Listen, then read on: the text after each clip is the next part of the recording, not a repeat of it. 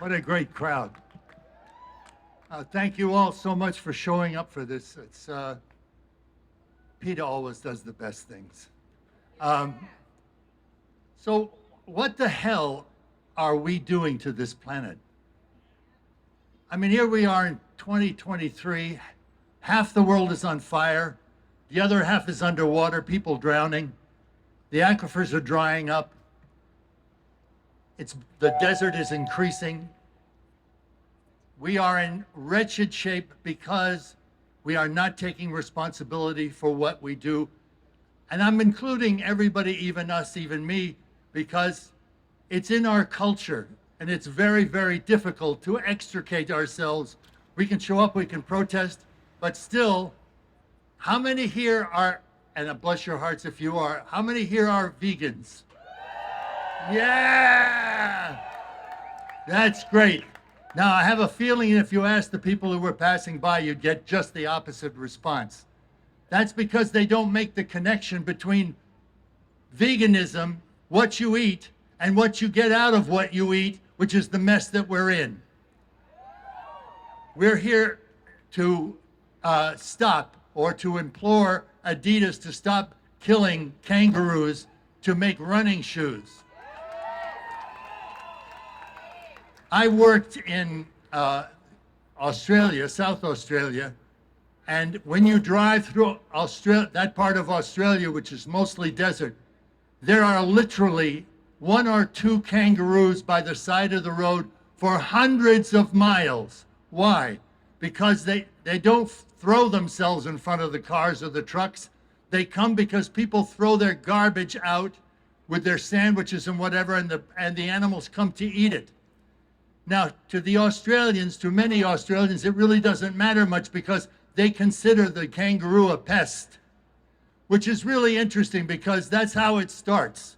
When you have speciesism and you put yourself as a species above other species, above the interests of this planet, which has interests, which has a destiny, when you start doing that, you tend to diminish the person that you're oppressing. So they call the kangaroos pests. We call the people at the southern border pests or criminals. We fight wars because somebody has a different point of view.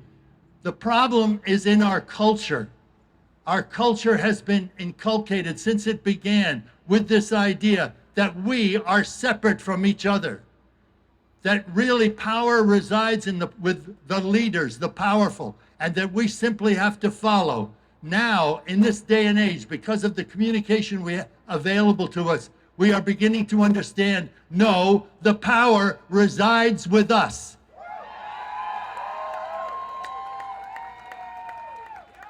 It's what we do, but more importantly, who we are.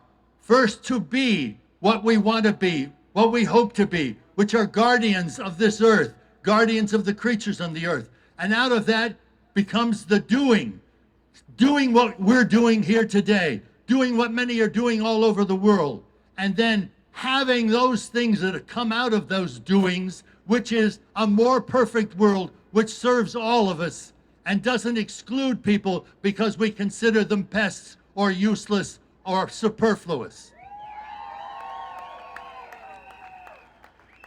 I watch a lot of websites and I listen to Democracy Now, and there are always these incredible activists on there, intellectuals talking about a problem that exists in this country and what we can do to solve it. And I always hear the solutions that they offer, and it always involves, well, we have to protest, we have to do civil disobedience.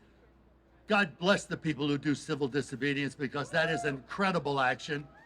The wonderful, wonderful woman who climbed to the top of the tower in Minnesota to protect the water.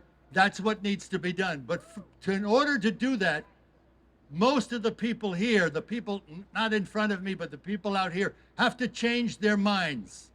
We need a paradigm shift.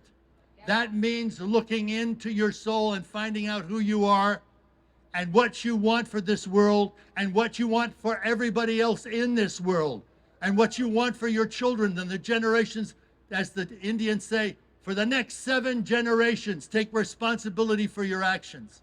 We have to take responsibility for every action that we do, because where we're standing is very precarious.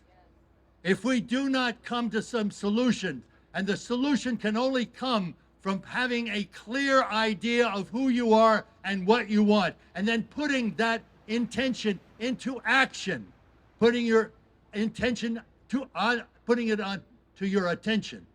So I know all of you have heard this before. I've heard this before. We have to do more. We have to do it quickly. We have to be courageous. We have to confront authority. We have to resist.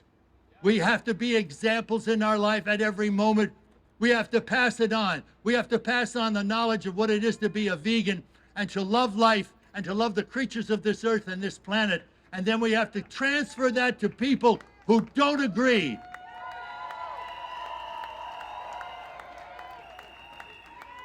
And I gotta say just one last thing. So I thought it was really interesting that people that I disagree with got on a stage called the Vice Presidential Debate. And when asked whether they thought human beings were responsible for climate change, raise your hands. Nobody raised their hands. They don't see their responsibility. We see our responsibility, which is why we're here. We have to talk to those people. We have to talk from a position of power. We have to find solutions that are possible but are effective. And when we do that, we will win. Power to the people. God bless.